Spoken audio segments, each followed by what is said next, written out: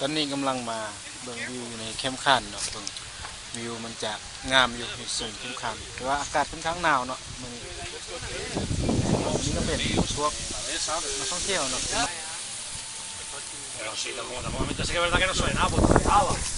เมืองวิวนี่มันเป็นนี่เป็นต่างประเทศที่เขามาเที่ยวเนาะ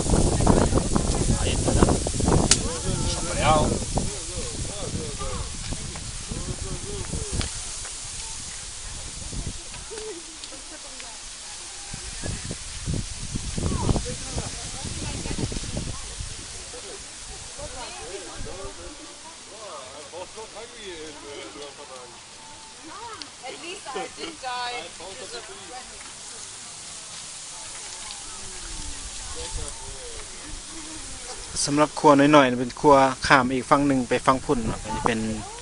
ครัวที่เขาเฮ็ดแล้วก็สิเก็บเงินเนาะเฮ็ดเองแล้วก็สิเก็บเงิน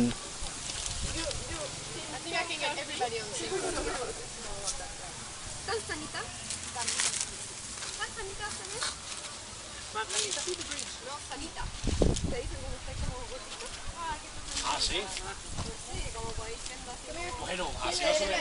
Conmigo no se ve el puente. Sí, puente. Everybody there. Everybody there? Yeah, yeah. My hand's in the way, but I can see you. Everybody there. Don't worry. Okay. You have to look there. Diga. Sí, un salí. Y vos era mi cara, ¿no? Who wants to have more grab? No, it's for lunch. Ah, no se me ha quedado. Share it then. Yeah, For lunch and Ask too many questions on the photo. I'm ready for the next 10 minutes. We can still see the bridge.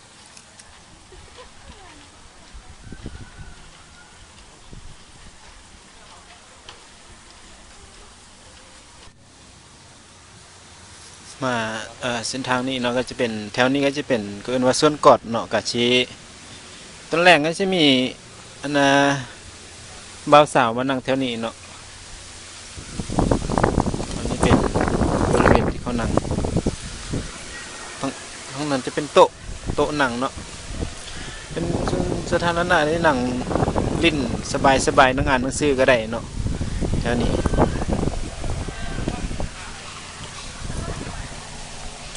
โต๊ะนั่งเล่น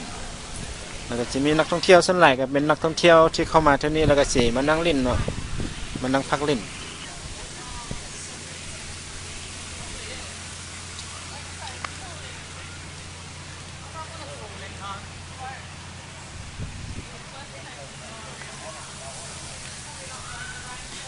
ที่ทางพุ่นเขาข้ามฝั่งจากฝั่งนั้นมาเนาะเขาก็จะขึ้นมานี่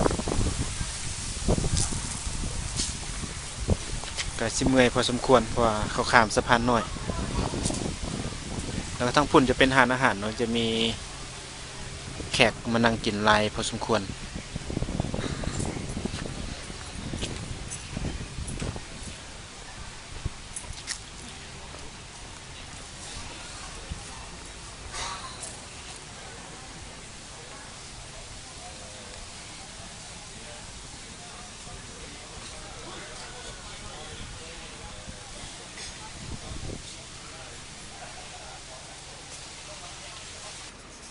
อันนี้ก็จะเป็นวิวเนาะวิวน้ำคานนี่น้ำคานในช่วงเดือนเก้าเนาะอยู่หลวงพระบางเขาจะแข่งเรือทุกๆปีเนาะก็จะเป็นน้ำวันนี้เลยเนาะแต่ช่วงเดือนเก้าเนี่ยคนเขาประดับดินเนาะก็จะน้ำมันก็สิใหญ่เนาะก็สิว่าน้อยเป็นแบบนี้เนาะแต่ตอนนี้มันแห้งเนาะทางพุ่นก็เป็นน้ำคลองเนาะ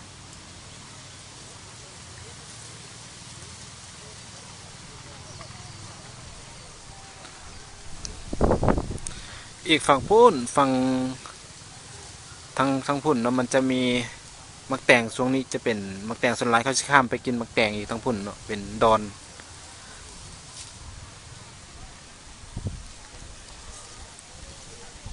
ในสิพาอย่างลงไปเบิ่งอันน้ำคลองเนาะโอ้ยเป็นได้บรรยากาศอยู่น้ำคลองเนาะ